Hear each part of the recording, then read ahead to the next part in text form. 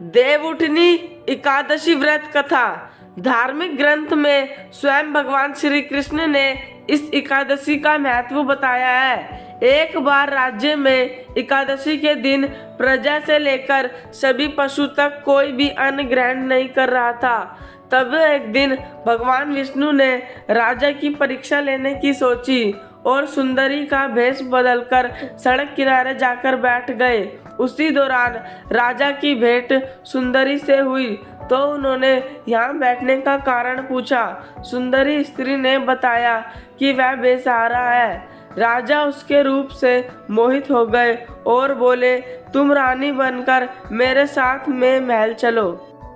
तब सुंदरी स्त्री ने राजा के सामने शर्त रखी कि वह इस प्रस्ताव को तभी स्वीकार करेगी जब उसे पूरे राज्य का अधिकार दिया जाएगा और वह जो भी बनाए प्रजा को वो अवश्य खाना होगा।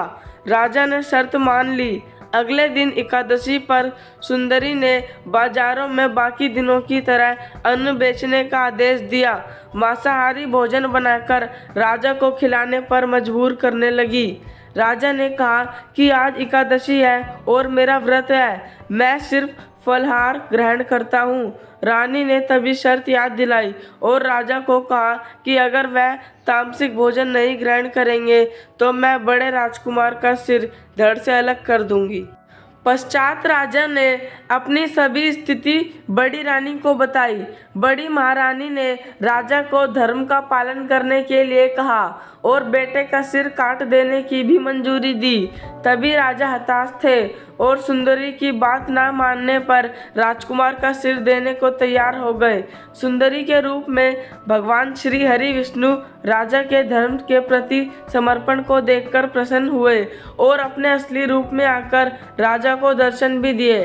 भगवान विष्णु ने बताया कि तुम इस परीक्षा में पास हो गए, कहो तुम्हें क्या वरदान चाहिए। राजा ने जीवन के लिए भगवान को धन्यवाद किया और कहा कि प्रभु मेरा उद्धार कीजिए।